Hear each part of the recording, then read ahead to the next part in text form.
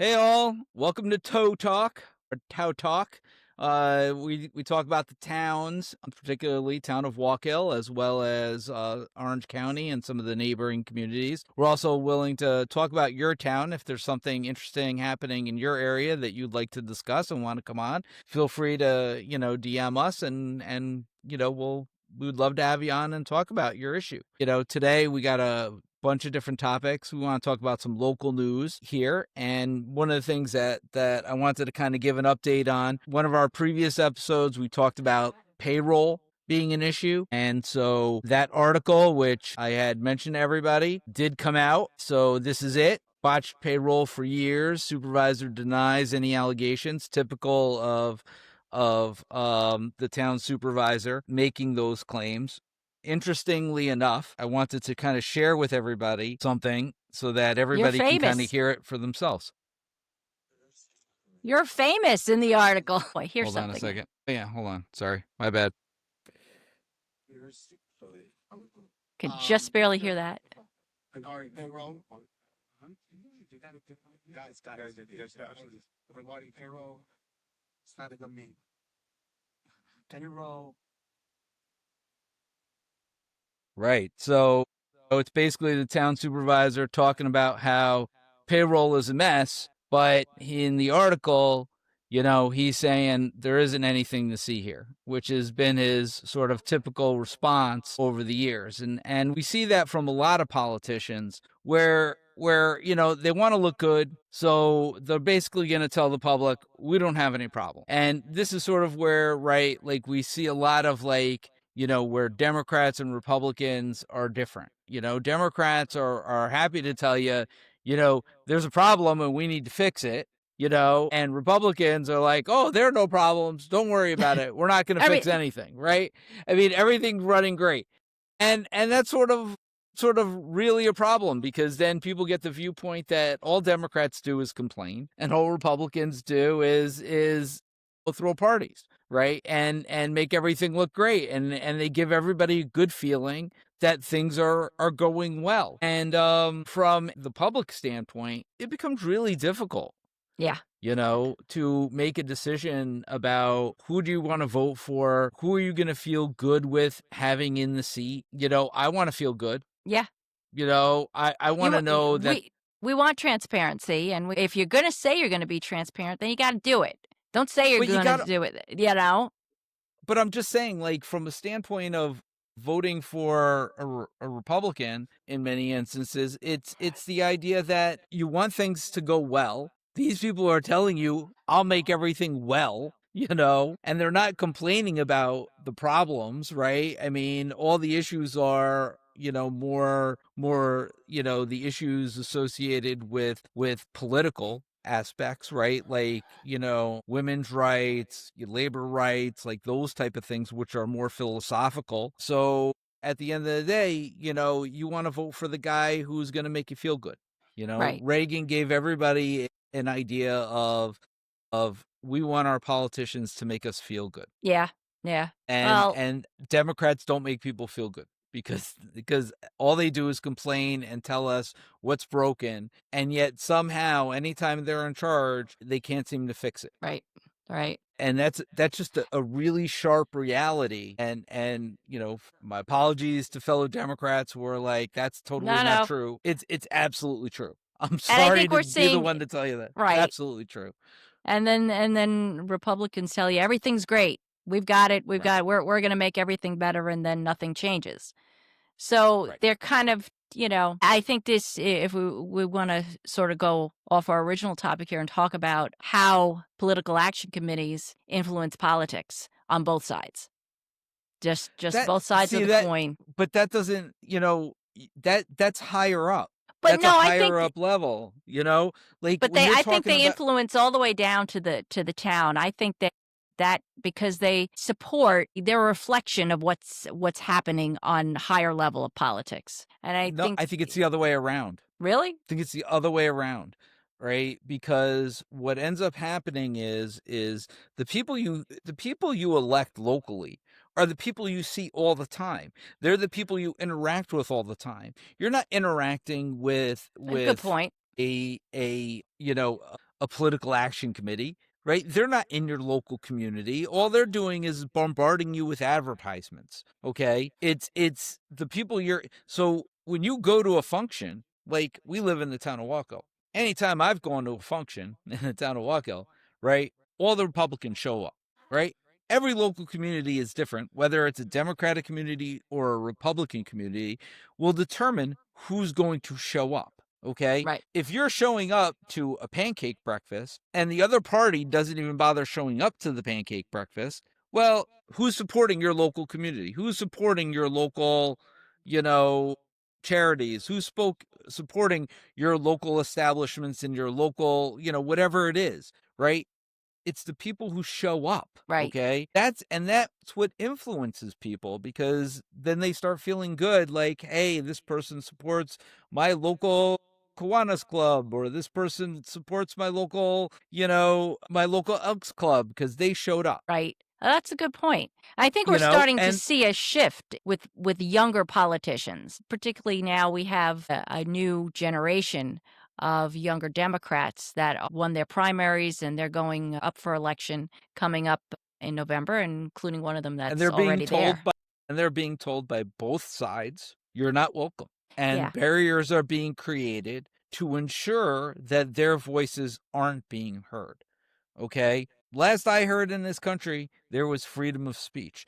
Last time I heard in this country, there were freedom of ideas, right? This idea that everybody gets labeled a criminal, a disturbance, right? I mean, this is garbage. This is absolutely garbage, right? I couldn't agree I've more. heard, there's a mayor race going on in New York, and that's fairly local to us because Orange County, believe it or not, for most people who don't know, is the furthest you are allowed to live as a municipal worker, right, for New York City.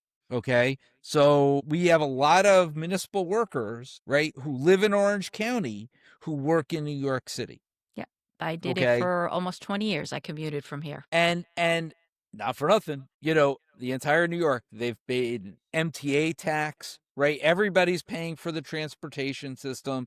Right? What are you paying for?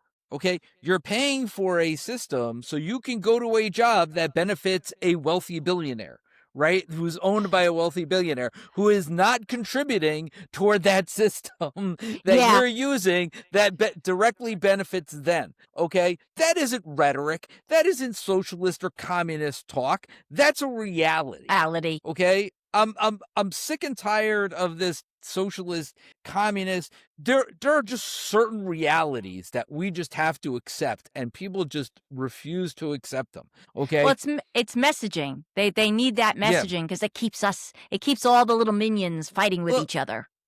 It's about scaring people. And I'm sorry, FDR was right about, if FDR was right about one thing, it was we have nothing to fear but fear itself. Okay. Yes. This idea that you have the former governor out there going, this man is dangerous, and slamming his fist down while he does it is absolutely ludicrous. It's absolutely ludicrous. I'm sorry. The guy that goes into a school and shoots it up with a gun, that's dangerous. That's right? dangerous. The guy talking about giving free bus service, right? And universal child care, right, for working families, right, is not dangerous. Right. Okay? He's not dangerous, right? There's nothing dangerous about rhetoric. There is nothing dangerous about. It's when those ideas that may get put into action that they can be dangerous, depending on what those are. Right. Okay. Right. But I don't think helping out working families, right, so that they can have more disposable income, which will end up being used to buy things which benefit the billionaires in our country. Tell me about it. Even further, right? I don't really think that can be considered dangerous talk in any way. It's really funny how like when you play the tape out. All I ask people to do is play the tape, okay? That's it. That's all you have to do. Instead of listening to the rhetoric, instead of seeing what's right in front of your face, play the tape out, right? Somebody who's paying for those transportation systems now, they're going to put that money back into their pocket if that transportation becomes free, right? That money is then going to be used to consume things, other Right. things, right? Whether it be to buy foods, buy more electronics, buy this, which will go benefit some corporation that makes those things. Or maybe with any luck, it'll benefit a small business. They'll give their business to a small business. We hope. But it benefits, All of us. it puts money into the economy and benefits everybody, right? And how does it get paid for? It gets paid for with, the wealthiest people in this country, in this state, right? Paying a little bit more because they are benefiting so much from it, right? Right. This idea that they aren't benefiting from this, right? From these transportation systems, and they aren't benefiting from child care and all the, it boggles my mind. It just shows a lack of understanding of how business actually operates. Right. We need people to come to work, and these are ways to get them there. I mean, when I worked for Paul Hastings in the city, they offered childcare options. So, some assistance and transportation assistance. If I stayed late beyond a certain amount of hours, they would pay to send me home. I've actually taken car service out of Manhattan all the way home. They would pay for that, So some employers see the benefit of helping their employees to get back and forth to work. All you need to do is look at the warehouse. A lot of the new warehouses that are popping up in Orange County, and everybody's talking about the warehouses, right? Warehouses, jobs, whatever you want to say. The problem that we're having is the fact that we can't get a workforce to the jobs because the jobs don't pay enough. Well, a lot of these warehousing jobs are being taken by people coming so our county is right at the border of Pennsylvania. So we get a lot of people who commute to those warehousing jobs from Pennsylvania because it has it's cheaper to live over there. Right. So, it's like if you're not paying anything and you can't pay to support the people living in your area, then those people are coming from outside your area to take those jobs, right? Right. Well, how do you support those businesses? Those businesses are being supported by your local communities, either through IDA, tax benefits, tax breaks, or whatever it is they're setting up in your community. They should be able to support and provide a wage that's livable in that community. Exactly. End of story. End of story. That's all we want. That along with better benefits. So it's funny that we should get on this topic because Genesis Ramos, she's an Orange County legislator from Newburgh. She's running again for re-election. She wrote a letter to the editor at Mid-Hudson News addressing the big, beautiful pile of bullshit that was passed in July. So let me just see if I can share my screen here. I'm going to share this article that Genesis Ramos wrote. Let me pull this up for you. Screen. And there it is. Why am I getting an ad? There it is. Okay. So she wrote a letter, and I'll just kind of read through it. It's not, it's not too long. So as a chair of the Human Services Committee, a taxpayer and a concerned citizen, I cannot stay silent about the disastrous federal bill Congress just passed and what it means for our community. These are not abstract debates in Washington. They are decisions that will land squarely in our backyard, and Orange County will be left to pick up the pieces. I couldn't agree more. Too often we scroll past headlines and assume someone else will figure it out. But the truth is, this responsibility lands here with our local government, our county budget, and ultimately you, the taxpayer, and the stakes could not be higher. This is not about so-called lazy people playing video games. It really isn't. That's a myth. 1 in 4 Orange County residents, roughly 26%, rely on Medicaid. In New York, 15% of Medicaid recipients are veterans. Many are working people, caregivers, or individuals with disabilities. The rhetoric doesn't match reality, but the consequences are about to get very real. SNAP cuts won't just take food off the table, they will hit our schools and county budget.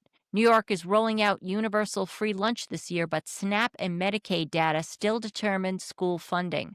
When parents lose benefits, kids and classrooms lose resources. The dependent age exemption drops from 18 to 14, forcing more parents into work requirements, even though child care funding in Orange County is already tapped out at this time, and we will most likely continue to run into this funding issue.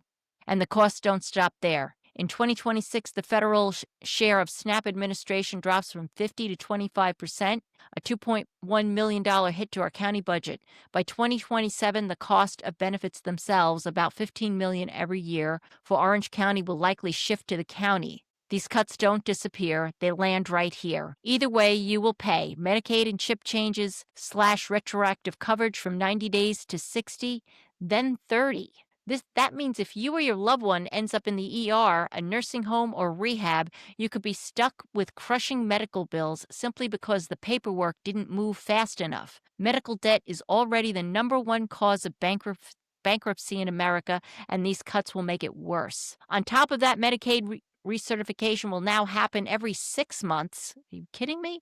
Instead of once a year, doubling caseloads and overwhelming our Department of Social Services, which they're defunding, by the way. That means more staff, more strain, and more cost, and it means more people falling through the cracks. Either way, you're going to pay. And make no mistake, this is the largest unfunded federal mandate ever dropped on counties. We've heard the phrase unfunded mandate when talking about Albany. This is worse by orders of magnitude. Most of us are one accident, one diagnosis, or one job loss away from needing these services. This isn't about them, it's about us. The bill targets legal immigrants with humanitarian protections, those who did it the right way, by restricting their access to Medicaid. It also imposes Medicaid co-pays for the first time in history for certain medical services. Together, these changes prove what many of us already know. This has never been about fairness. It's about dismantling the safety net and shifting costs onto local communities like ours.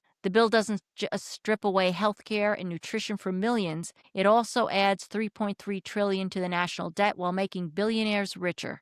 This is the real redistribution of wealth. Politics always becomes local, and that's what we're talking about. That's what we've been talking about since we started this podcast. We will be the ones forced to solve the fallout, deciding whether to cut services, raise taxes, or raid the county surplus. Silence, neutrality, or ambivalence is not an option. The question is simple. Ambivalence. Thank you. The question is simple. Will we fight or will we fold? Orange County deserves leadership with a spine, a conscience, and urgency. The next legislature will make budget and policy decisions that shape our county for decades. Don't wait until it's too late to pay attention. Don't just vote every 4 years. Vote every year, because local leadership matters more than ever. I will continue to bring forward facts, not spin, and push for real solutions, because while billionaires cash in and local leaders stay silent, it's our community, our children, our veterans, our taxpayers, all of us who stand to lose the most. Genesis Ramos, Orange County Legislature and City of Newburgh resident. So let's talk about this. Oh, go ahead. I think this acts absolutely to say, like, it highlights exactly what I just said, right? Just said before about the idea of local, right? Democrats versus Republicans. Republicans are out there. We got this great surplus. Everything is great. Everything is perfect. We love you guys. We show up for everything, and there are no problems. Everything's running perfect, right? And here you have a Democrat, saying, hey, we have a problem. We all need to address it. Wake up before it's too late, right? Like, we need to do this together. The people on the other side, the Republicans on the other side, don't care.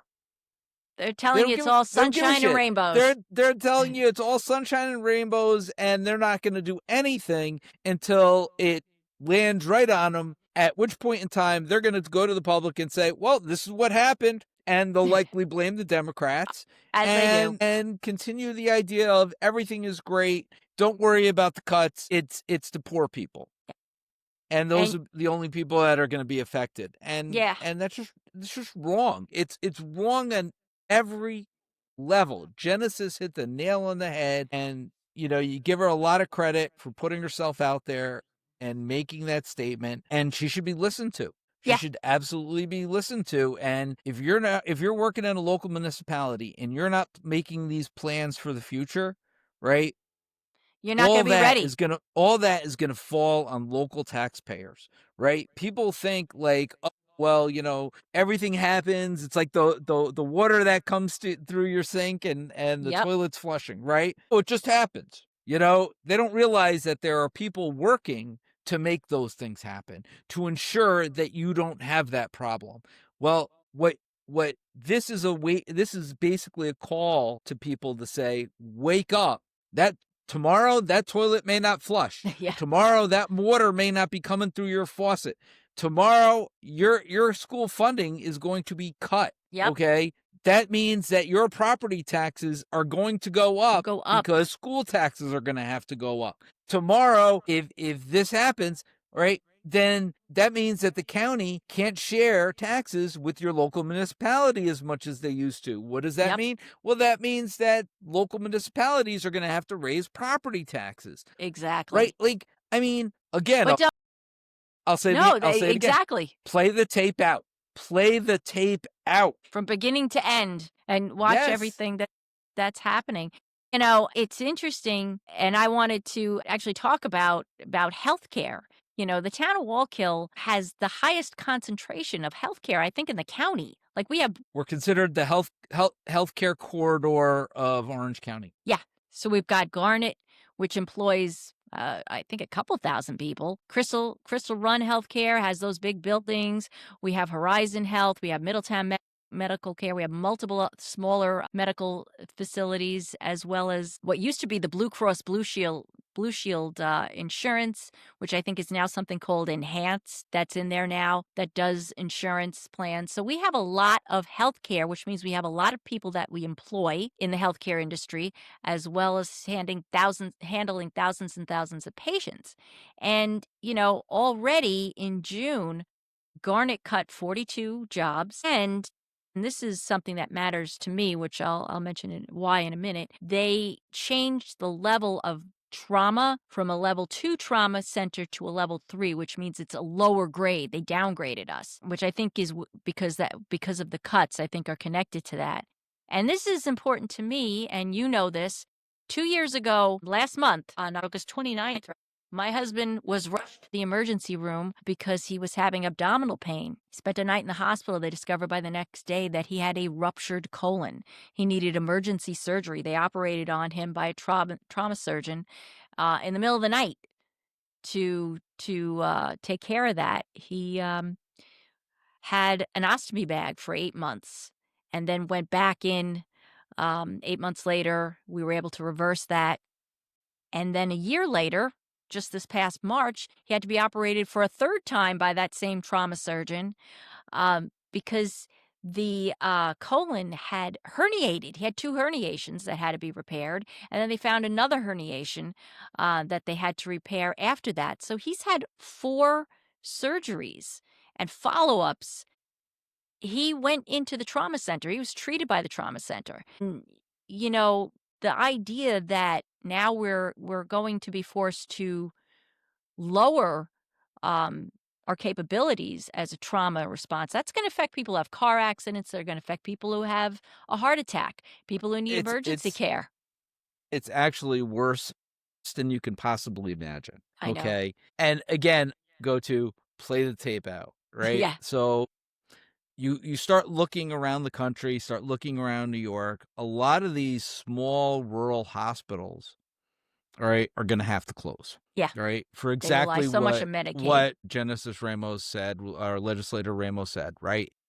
It's the idea that a lot of these hospitals, their main source of revenue is Medicaid. Yep. Okay. If they don't get Medicaid, okay, then they can't stay open. They can't pay their employees. They can't function. Okay. This idea that we live in a world, okay, that doesn't revolve around money is ridiculous. Okay. You don't keep these places open, right, with rainbows and roses. Okay.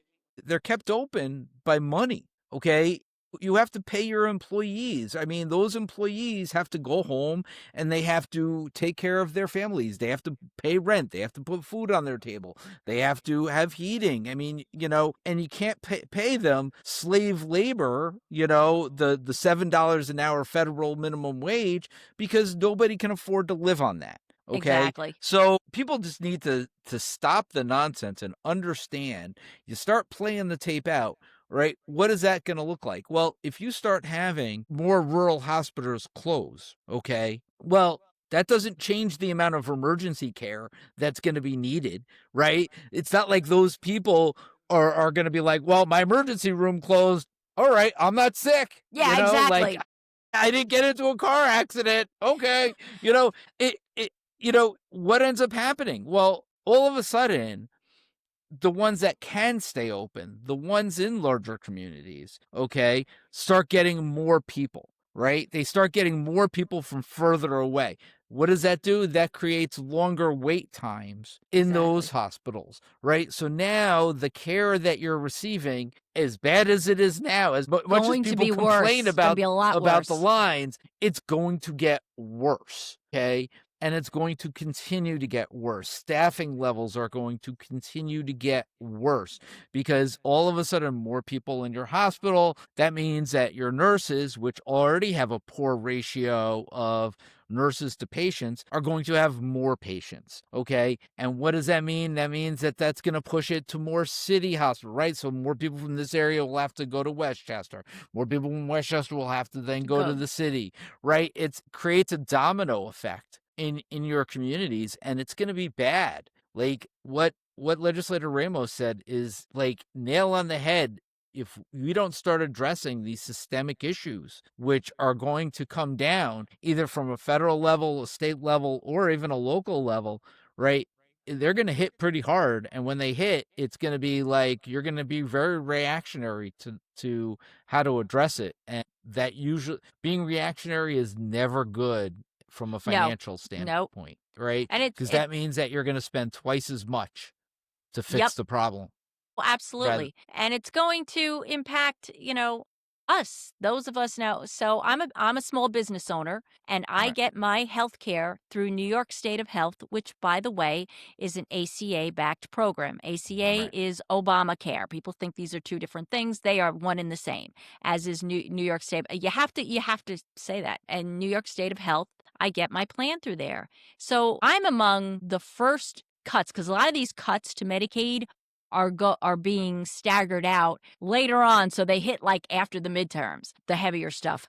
But ACA people like myself, we're going to get it first. So, based on my income, I get a little break on the cost of group health care, which allows me to have a good health plan for a reasonable amount of money. I'm still paying more than I did when I was working, but it's affordable for me. Now I'm going to lose that subsidy, which means the cost of the plan that I have it's probably going to go up about $500-600 a month over what I'm already paying. So it's a lot of money there. So that means that I have a silver plan, so I can have a lower deductible and better cost of my medications, any medications that I might need. So I might have to go to a plan that's like a bronze plan or a basic emergency plan. So I don't have any health care unless I have a ruptured colon and have to be rushed to the hospital, in which case my deductible is anywhere from $10,000 to $15,000 that I'm going to have to pay out of pocket before the coverage even kicks in. Absolutely, that's devastating for families, for families or for small business owners. That's going to kill us, the small business owner. I'm not the only small business owner that's in the ACA. I'm sure a lot of people watching this podcast are in that same boat.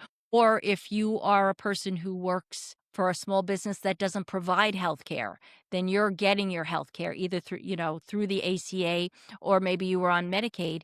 You could be impacted by this. It's horrifying. Venus Williams was impacted. Venus Williams had to go back on tour with tennis because she lost her health care and she was on Cobra.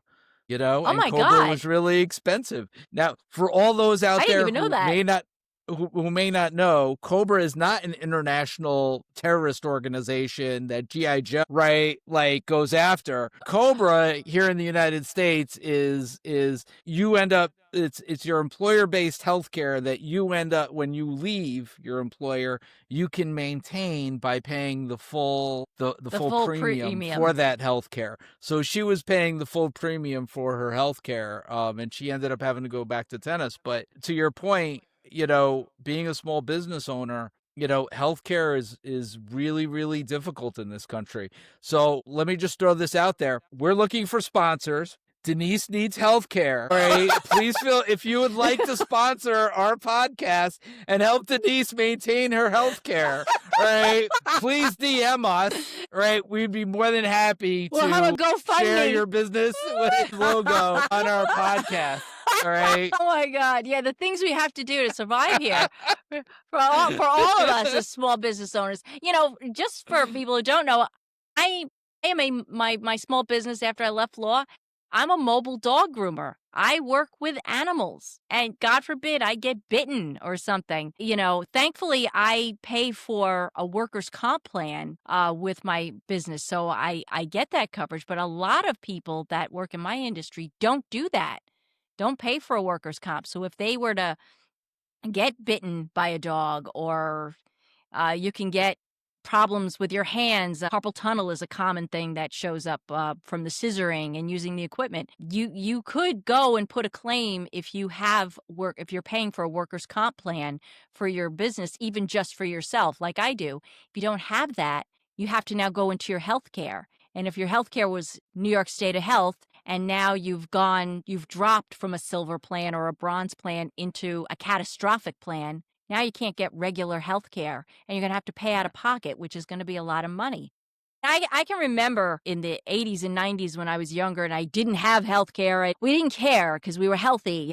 And if I had to go to the doctor, you could pay out of pocket like $50 or $75 to see the doctor. You could pay for that. Not anymore. Everything is a la carte. You got the doctor's fee. You have the nurse's fee. You have the phlebotomist's fee, the person who took the blood. Then the blood goes to the lab. I mean, you go for just a routine annual healthcare visit, and it's like $1,000. You're not paying that out of pocket. So that's the whole point of why we need affordable health care. Do you, and not to take away from what you just said, because I really think what you said is really, really important, but I want to tie it back to this, what you said to what I'm about to say. Do you know that the number one thing that stifles innovation in the United States and stops people from starting their own business and innovating themselves is healthcare? Yeah, people will stay in a dead-end job right, to keep their benefits. To keep their benefits. Benefits are when Congress made it so that people couldn't discharge their medical debt in bankruptcy, that pretty much signaled the end of people going out on their own and really starting their own business. Unless you have health care, it's really an impediment from being a small business owner. It really is, Do we really I don't know want what to say. Yeah, do we really want to see small business decline, especially because, as I think we said earlier, small business employs roughly 80% of the nation's workforce. So if we're going to see if this is now going to cause, now we've gone from affecting our medical, our medical institutions, affecting people having coverage, to now impacting small businesses, to impacting labor, because if small business is closed, so goes their labor. I mean, where do they think these people are going to work? What jobs are they going to take if the jobs are disappearing? Do you know that the number one GoFundMe category in the United States is for medical debt? Medical debt. Yeah. Yep. People start.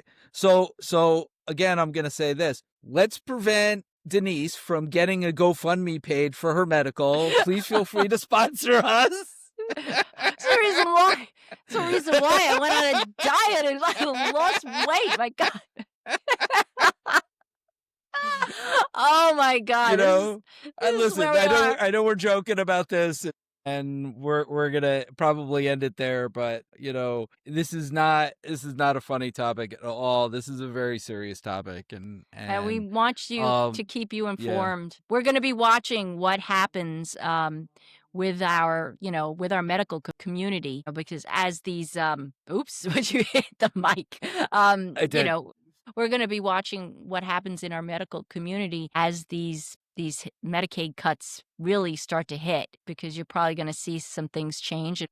What we see, we'll make sure that we report it here and keep you guys informed. All right. Yeah, and maybe next time we'll talk about local officials and their benefits. Keep you that way, and maybe that'll entice people to go into politics. Just for the benefits. Just for the benefits, the lifetime benefits. Yep. Right. Yeah. You know what? I'm nearing retirement. Future topic. Future topic. So anyway, thanks so much for watching. Please remember to like, share, and subscribe. By the way, we now have a Patreon. You can find us on patreon.com/TOWTalk podcast. My God, we're twitch.com/TOWTalk podcast. I haven't started uploading stuff there, but we're out there. We have an X. You can find us on X. We can find us on all the socials. I'll be sure to start listing them. I got to update some of the videos on YouTube and list all the other places you can find us. But keep watching. We have so much more to come. And if you like the podcast and you're in business and want to sponsor us, please feel free. Help Denise out a little bit when it comes to her healthcare, okay? Appreciate that. Thank you very much, everybody. Love you guys. We'll see you soon. Take care. Bye. Bye. Hey, guys. If you're enjoying this episode, please let us know what you think in the comments. Also, if you haven't already, please remember to like, share, and subscribe. You can also click on that little bell so you get notified of new videos when they drop. And some good news, you can find us on popular socials, including Facebook, Instagram, TikTok, X, Twitch, and Patreon, with more to come. Just do a search for TOWTalk Podcast or the Town of Wallkill Podcast. So thanks so much for watching. We really appreciate you, and we look forward to delivering you more content in the future. See you soon, guys.